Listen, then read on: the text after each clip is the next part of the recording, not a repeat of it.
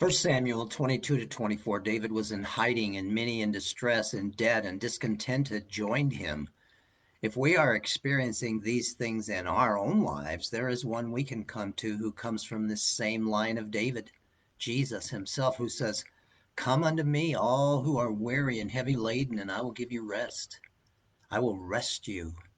David was in a time of training now as he hid from Saul and would be given opportunity to learn how to trust God in tough situations.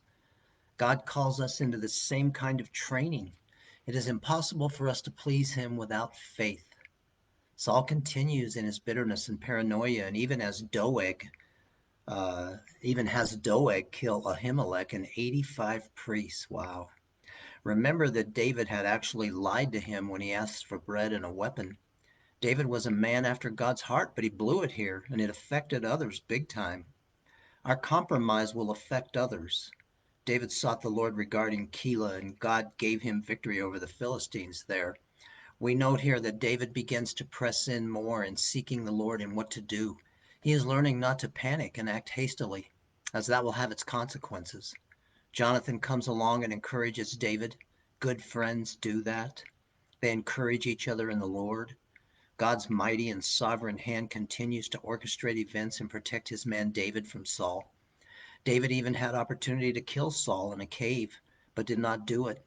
He cut off a piece of Saul's robe while he was in the cave relieving himself, and later brought to the attention of Saul that he could have killed him. But David left all this in the hands of the Lord, saying, "May the Lord judge between you and me, and may the Lord avenge me on you, but my hand shall not be against you." Oh, how often we think we need to make things right rather than trusting God to do so. "Vengeance is mine, saith the Lord." This kind of behavior of the man of God, David, affected Saul so deeply that he actually wept. The Lord calls you and me to love our enemies and pray for those who persecute us. Luke chapter 12, verses 1 through 31, Jesus continued to warn about external religion and hypocrisy versus relationship and fellowship with him. He encouraged his listeners, saying that God even knows the number of hairs on each one of our heads, that a sparrow doesn't even fall to the ground apart from his will and knowledge, and we are more valuable than many sparrows. He said God has all authority and will make the final call on each one of us, so we should make fearing him and reverencing him our number one priority. He told the parable of the rich fool whose priority was to build bigger barns to store all his stuff, making that his priority.